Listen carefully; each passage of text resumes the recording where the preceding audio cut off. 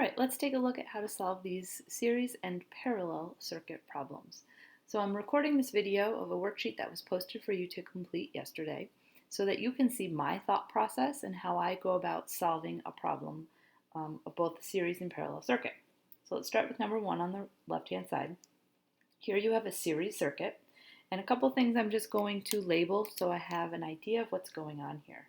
Right, my power source, my battery is down here, and remember this shorter line represents the negative side, the longer line represents the positive side, and we follow the flow of electrons, so we're going to follow the current in this direction.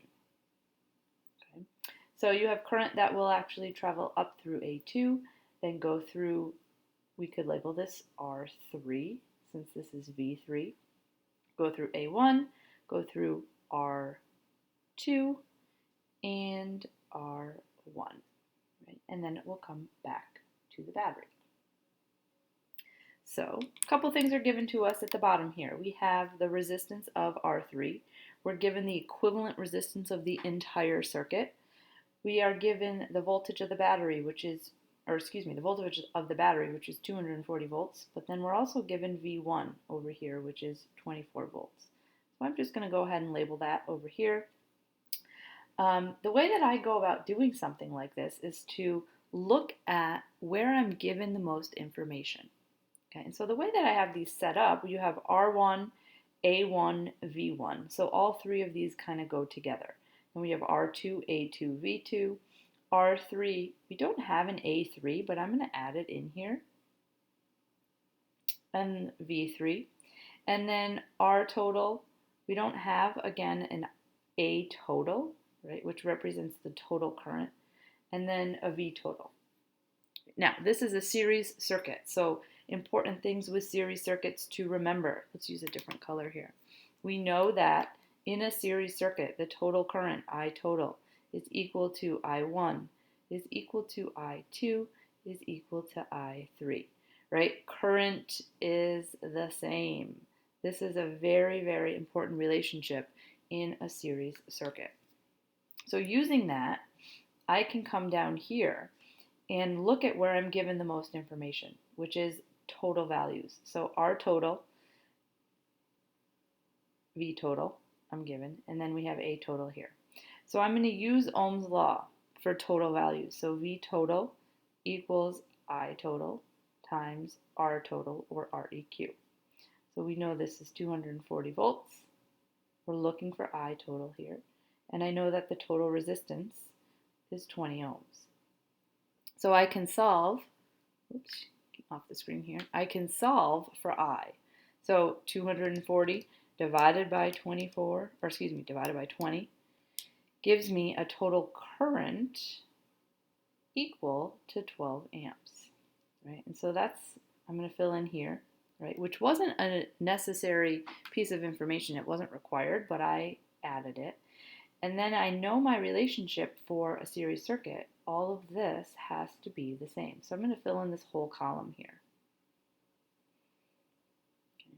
From there, I can use Ohm's law for each individual piece, right? So I'm just going to work up from the bottom here. So I have R3, I have A3, and I can solve for V3. So I'm going to do that work over here. So V3 equals I3 times R3. V3 is what we're looking for, the voltage drop over that third resistor. I3 we know is 12 amps, and R3 was given to us as 15 ohms. Right? So 12 times 15 gives us a voltage drop of 180 volts. Then we come up to R2. Now notice here I only have one piece of given information. So there's not much I can do here just yet. Okay, you could come up to R1 and you have two pieces of information. You could solve for R1. So I'm going to do that over here. So I have V1 equals I1 times R1. V1 is 24 volts. We know that the total current is 12 amps. And then I'm going to solve for R1. So 24 divided by 12 gives me R1 as being 2 ohms. Okay. And so now I have two pieces of information left. Let's go back over to my voltages. Okay, another really important relationship in a series circuit is to know that the total potential given by the battery equals the sum of all of the voltage drops. So this voltage of 240 volts, right, I'm going to fill that in here just so we can look. 240 volts of energy is given to those electrons, and they go through V3, and 180 of those 240 goes away. And then you have remaining.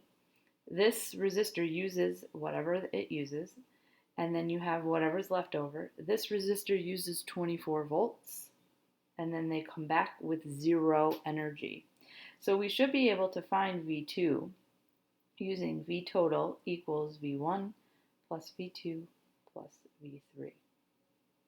So you're just going to take the total and subtract what's been used. So we have 240, I'm going to subtract 180, I'm going to subtract 24, and that gives me whatever's left over, and this comes out to be 36 volts. Okay. Now, I have two pieces of information, so I can solve for R2 using Ohm's law. Or what you could do is look at the relationship in a series circuit where R total, or Req, is equal to the sum of your resistors as well. So R1 plus R2 plus R3.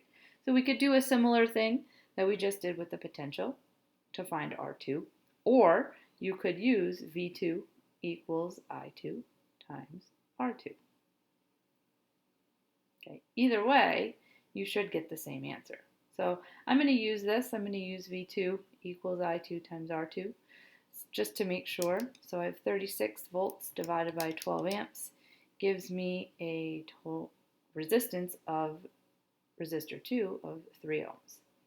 And then just to make sure, I'm going to add these to see that I get my total. So 2 plus 3 gives me 5, plus 15 gives me 20. So everything checks out there. Okay, so different ways to go about solving different parts of each of these questions.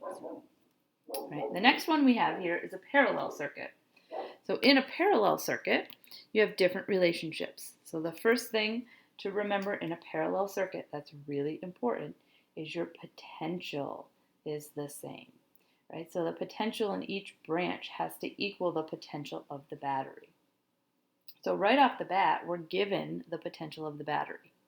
So I'm going to come down here and I'm going to fill this in because it's not listed in my chart. So this is 100 volts. Now, if I know the total, that means I also know V1 and V2. So I'm going to go ahead and fill these in. Okay. Again, going back to my diagram, let's just label a few things and follow where the current is going to travel. So we know that the short side of my battery is the negative side, so that'll be the top. Bottom is the positive. So current is going to travel in a counterclockwise direction here. Okay, so current will get to this point and choose where to go. So some will go down through R2, and then through A2, and then through my total current. If I go back to the top, right, I have current that will leave, and maybe it doesn't choose to go through R2. It'll go instead through R1, through A1, then through R1, and then it will come back, meet up, go through my total current value here and back. So you'll notice we're given this total current value. So I'm going to go ahead and fill that in down here. This is 10 amps. And that's all that's given to me in the diagram. Right? So again, I can start looking at what I have and what I can fill in. So I'm going to start again from the bottom. I'm given total voltage, I'm given total current, so I can find total resistance, right, or equivalent resistance. So I'm going to use Ohm's law. V total equals I total times R total. So this is 100 volts equals 10 amps times R total. So when you solve for R, you're going to get a total resistance of 10 ohms. Okay, now, take a look here. We're given R2 as 15, but my total is 10, which is less than one of the resistors, which is 15. That is true in a parallel circuit, right? The total resistance will always be less than the smallest resistor. So we did that. Now let's look at what else we have. So if we go up to this should be a 2 here. Sorry. So R2, A2 we don't have, but we do have V2. So I'm going to use V2 equals I2 times R2. So I have 100 volts equals I2, which we're trying to find, times the resistance here, which is 15 ohms. So 100 divided by 15 gives me a current of 6.67 amps. Let's round. Okay. And then for our last branch here, resistor 1, we have two unknown values. So we can't use Ohm's law. We have to use some of our other parallel circuit relationships. So let's look at using the current relationship here. So if you have your reference table out, you know that in a parallel circuit, the total current that leaves the battery or comes back into the battery has to equal the sum of the current when it splits in each branch. So the amount of current that goes through R2 plus the amount of current that goes through R1 has to equal the amount of current that's going through this total ammeter reading here. So since I know A total and I know the current that goes through the second branch, I can find the current that'll go through the first one. So I total equals I1 plus I2. I know I just wrote that up there, but let's fill in. So I have 10 amps equals I1, which we're trying to find, plus 6.67 amps. So 10 minus 6.67 should give you a current of 3.33 amps. And now you have two pieces of that first branch, right? Unknowns here. So we can use V1 equals I1 times R1 to solve for R1. Or you could use the parallel circuit relationship for total resistance, right? Which is that weird one. So this is 1 over Req equals 1 over R1 plus 1 over R2. So whichever method you choose to use here, this method to solve for R1 or this method to solve for R1, you should get the same thing. So I'm going to use V1 equals I1 times R1 just to do this easily. So I have 100 ohms 100 volts equals 3.33 amps times R1, and you're going to solve for R1. So 100 divided by 3.33 gives me a resistance in R1 of 3.03 ohms, or 30.03 ohms. Now, if I were to do that over here, we should get the same thing. So let's just do it quickly. So 1 over the total, which was 10 ohms, equals 1 over R1, that's what we're trying to find, plus 1 over R2, which was 15. So 1 over 10. I'm just going to turn these into decimals. So this equals 0.1 ohms equals 1 over R1 plus 1 over 15, which is 0.0, let's round, 7. So if I solve for 1 over R1, right, I'm going to subtract 0.07 to the other side. So 0.1 minus 0.07 gives me 0.03 ohms. Now that's 1 over R1. Now I have to solve for R1. So I'm going to take the inverse of both sides. So 1 over 0.03 gives me 33.33 ohms. Right? So a little bit different than what we had before, and that's only because we rounded some of those values, but that's very close. Okay. So those are your two different circuits that you're responsible for, series versus parallel, right? You kind of saw my thought process. They're like little puzzle pieces. You have to look at what you have, what's going where. The other thing to take note of in this parallel circuit, I'm going to add some things to my diagram. So we just found that R1 was equal to 30.03 ohms, right? Or 33, depending on which way you did this. And the current that went through here was 3.33 amps. Okay.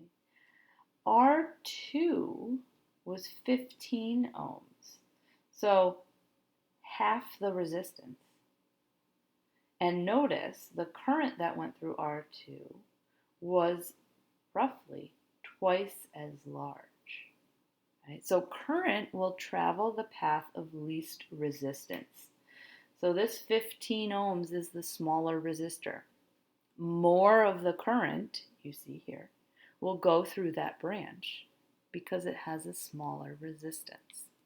Okay? Good ways to check your work as you're doing these problems. Okay. And then you had questions on the back, right? So unfortunately, some of my things bled through here, but let's talk about these. So question 3, 4, and 5 deal with this graph here. So you have someone that conducted an experiment to determine the resistance of a light bulb. Okay? So question 3 is dealing with this graph, right? So you have current versus potential difference, right? The voltage. Cindy concluded that the resistance of the light bulb was not constant. Okay? And why did she determine that? Well, remember, the resistance has to do with the slope of the line.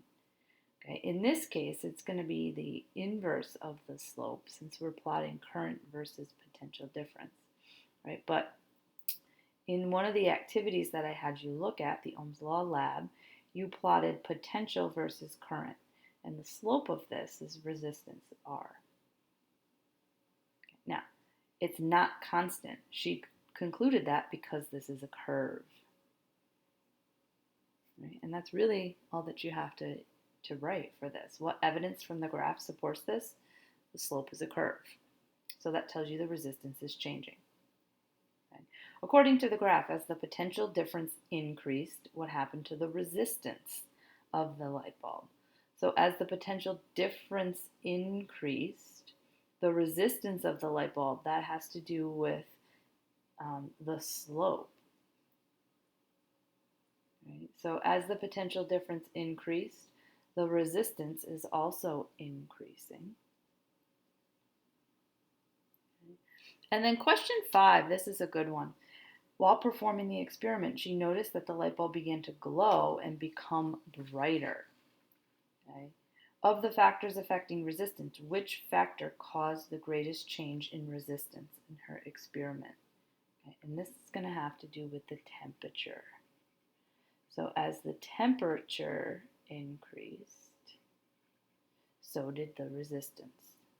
Right? As those light bulbs become brighter, that is going to cause some of them to increase in temperature. Right? If you touch a light bulb, most of the ones that we would be using in the labs that we're doing, they do get warm. And then question number 6. It's a multiple choice question, so you're choosing 1, 2, 3, or 4. In which circuit would the ammeter show the greatest current? Right? So in order to have greatest current, that means you want the least resistance, right? In order to get the greatest current, you want smallest resistance, right? The total R value. And you're going to have the smallest resistance in something that's a parallel circuit, typically, right? Because the smallest or the total resistance will be less than the smallest resistor. So here you actually have choice 4. Okay? If you were to do this and calculate the total resistance, you're going to get a very, very small number. Because as you add more branches in parallel, your resistance decreases. Okay? This is like thinking about a toll booth on a highway. Okay? If you get on or off a highway and there are two toll booths open, cars have to choose which lane to get in, right? So they either go through this line or they go through this line, right? You wait your turn, you go through. But if they decide to open a third toll booth, you have now three choices. So you can choose the shortest line, right? Meaning that traffic will flow much more easily. Similar thing with current. Now you have three choices of where those electrons can go. So they will travel more quickly, which increases that current.